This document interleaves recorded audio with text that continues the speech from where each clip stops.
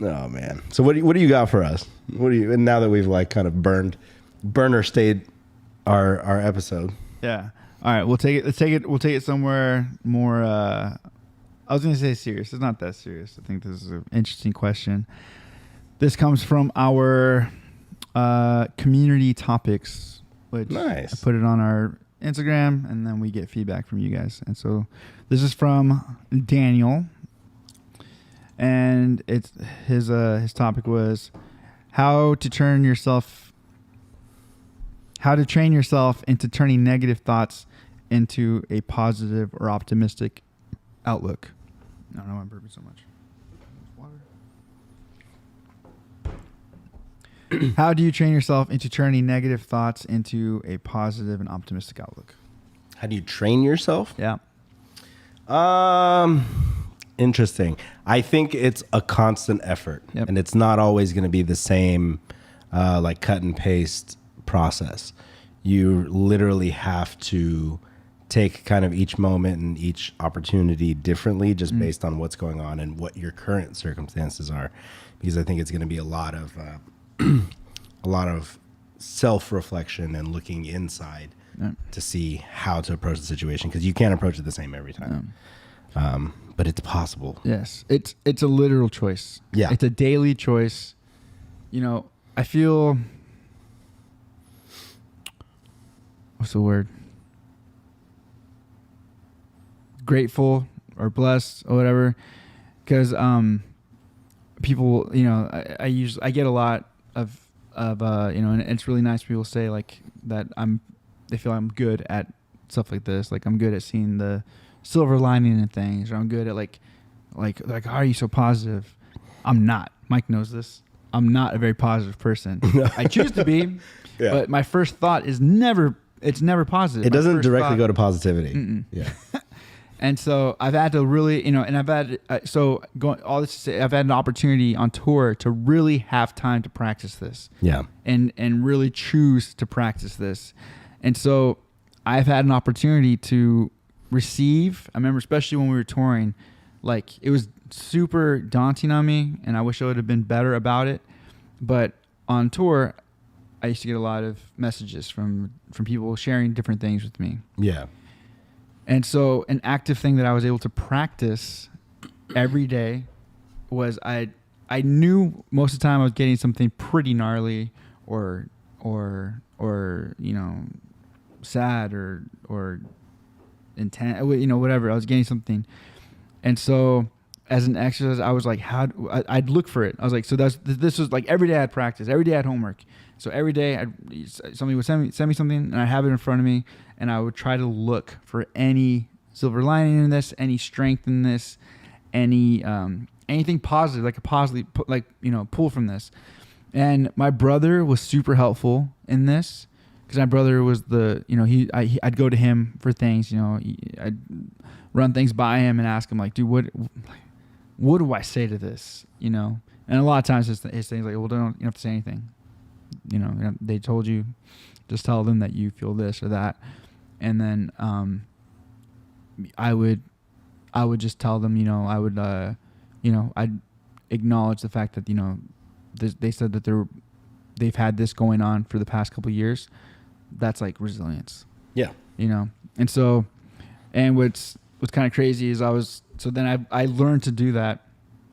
And then the social work perspective that I take and that I've implemented and I've been doing, whether I knew what I was doing at the time or not, but it's the strengths perspective, you know, which is an MBR song.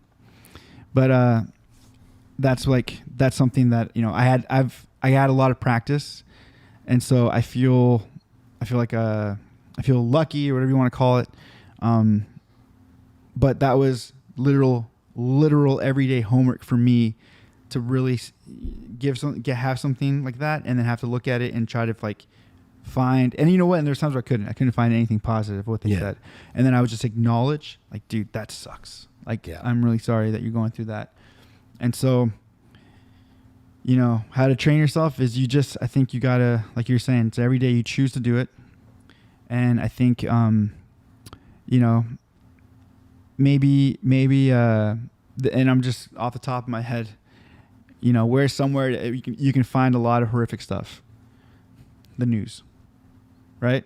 If you want to literally train yourself, pull up the news, listen to a story, and see if you can find any kind of silver lining in it.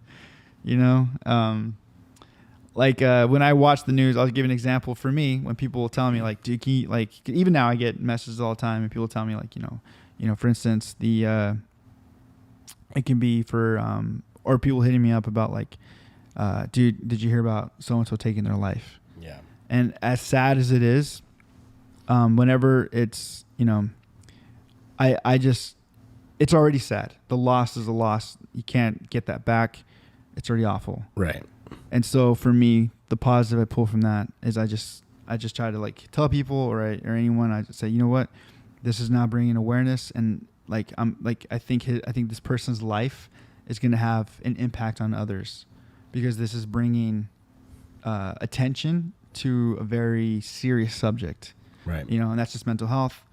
And then if you can talk, anytime you see anything about like as shitty as it is, like a school shooting or just shootings in general, like it's awful. That's what it is. Everyone knows that. Now, what can be gained from that moving forward? Right. And I think I think it was nice that I know other people have done it, but trying to speak on the mental health side of that. Which is arguably one of the largest parts of any type of school shooting, any type of like mass shooting type thing. And it's normally the biggest portion that goes,